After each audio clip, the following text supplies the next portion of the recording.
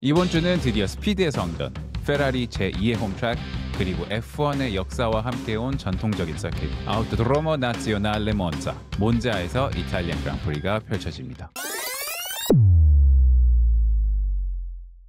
1922년에 만들어진 몬자 서킷은 유럽에서 가장 오래된 서킷입니다. 서킷 길이는 총 5.793km이며 11개의 코너로 구성되어 있죠. 보시는 것처럼 긴 직선과 고속 코너가 많고 랩의 약 80%가 풀악셀로 주행될 만큼 속도의 극한을 추구하는 트랙이어서 Temple of Speed라고도 불립니다. 이탈리아 자존심의 상징 페라리는 몬자 그랑프리에서 지금까지 20회 우승을 거두며 몬자에서 가장 많은 승리를 거둔 팀으로 자리합니다. 특히 2019년 셜 르클레르가 몬자에서 우승을 거뒀던 해는 페라리의 90주년과 몬자 서킷의 90주년을 동시에 기념하는 해였기에 티포시들에게 더할 나위 없는 감동을 안겨줬습니다. 감동과는 거리가 멀지만 몬자에서 일어난 사건이라 하면 2021년 디펜딩 챔피언인 루이스 해밀턴과 도전자인 맥스 버스타펜의 경쟁이 점점 치열해지며 긴장감이 최고조로 달했을 당시 레이스 중 26번째 랩에서 피트아웃하던 루이스 해밀턴과 바로 뒤까지 쫓아온 맥스 버스타펜이 거의 휠 투 휠로 코너를 돌다가 안쪽에 있던 버스타펜의 차가 소시지 커브를 밟고 튀어오르면서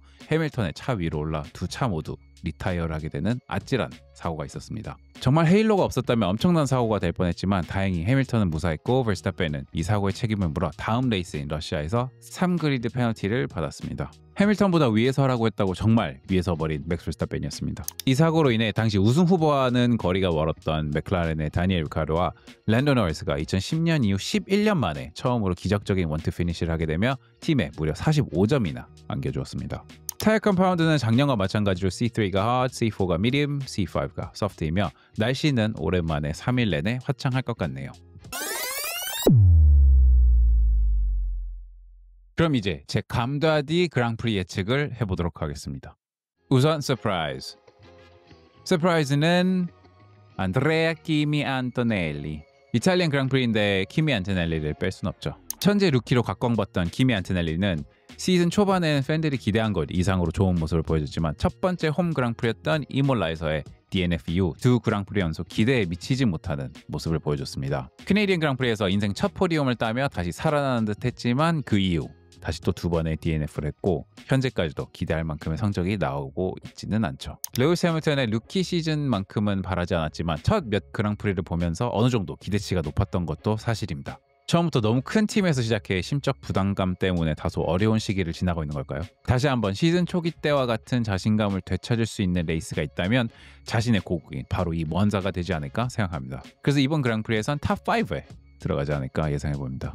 드라이브 투 서바이브 팀은 안 그래도 뽑아낼 게 많은 이번 시즌이지만 이런 서사도 하나 들어가면 좋지 않을까요? 그럼 플롭!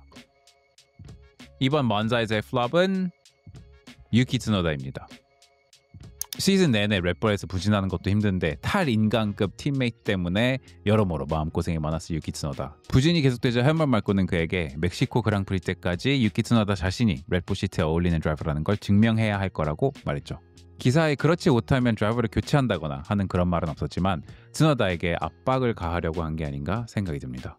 다행히 지난 더치 그랑프리에서 P9으로 마무리해 한숨 돌릴 수 있게 되었는데요. 하지만 유키 츠노다와 악연이 있는 서킷 중 하나가 바로 이 몬자입니다. 몬자가 그를 유독 싫어하는지 유키 츠노다가 21년도에 F1에 데뷔하고 총 4번을 몬자에서 달렸는데 그중 3번이나 리타이어를 했습니다. 21년도와 23년도엔 차 문제로 레이스를 달려보지도 못했고 24년도엔 시작한 지 얼마 안 돼서 5랩 때 니코 호켄버그의 충돌로 리타이어를 했습니다. 그래서 올해도 크게 다르지 않을 것 같다는 생각에 이번 플롭은 유키 츠노다로 정했습니다. 폴 포지션은 맥스 버스타펜입니다.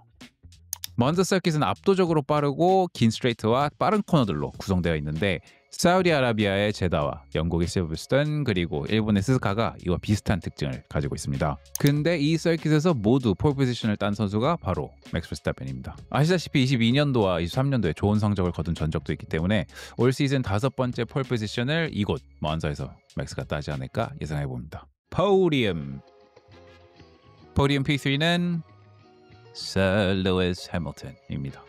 지난 네덜란드에서의 충격적인 페라리 더블 DNF의 실수를 홈그라운드인 이곳에서 만회해야 합니다. 루이스 해밀턴은 마이클 슈마커와 함께 이곳 먼자에서 5번의 최다 우승 기록을 보유하고 있는 선수이기도 하죠. 올 시즌 성적을 봤을 때 현실적이지 않고 거기다 5길 페널티까지 있는 상태이지만 그래도 극적인 F1 드라마 중독자인 저로서는 이 모든 역경을 딛고 루이스 해밀턴의 기나긴 침묵을 홈 그랑프리인 이곳 먼자에서 깨트려줬으면 좋겠네요. P2는 맥스 버스태펜입니다. 폴은 땄지만 맥스 버스태펜이 이곳에서 우승을 해버리면 제가 원하는 드라마의 서사가 완성되지 않습니다. 이전까지의 그랑프리들은 제 나름의 얕은 분석이 들어갔지만 솔직히 이번 그랑프리는 처음부터 끝까지 그냥 한 도파민 중독자의 망상입니다. 솔직히 지난 그랑프리 때 제가 예상한 선수가 잘 된 것도 아니고 말 그대로 정반대인 팀메이트들이 잘 되는 것을 보고 약간 반포기 상태가 돼버려서 이번 그랑프리는 그냥 진짜 제가 하고 싶은 대로 하겠습니다. 그래서 P1은 작년에 이어 올해도 샤를 르클레르입니다. 네, 이 드라마의 완성은 샤를 르클레르입니다. 어차피 맥클라렌이 원투겠지만 꿈은 꿀 수 있잖아요. 네덜란드 때처럼 변수가 생길 수도 있고요. 올해 포디움에서 이탈리아 국가가 한 번도 연주된 적이 없는 페라리. 거기다 네덜란드에선 더블 DNF까지 해버려 올 시즌 벌어질 나쁜 일들은 다 벌어지지 않았나 생각이 듭니다. 바닥을 찍었다면 다시 올라갈 일만 남았죠. 이번 시즌 페라리에 있어 지금까지의 행보를 보면 기억하고 싶지 않은 해일 수도 있지만 이번 먼자에서 페라리가 가장 먼저 체커 플래그를 받는다면 티프시들에겐 2025년도도 나쁘지만은 않았던 해가 되지 않을까 생각합니다. 여러분들은 어떻게 예측하시나요? 댓글로 여러분들의 예측을 남겨주시면 감사하겠습니다. 이번 이탈리안 그랑프리 재밌게 보시고 저는 그랑프리 리뷰 때 또 뵙도록 하겠습니다. 바이.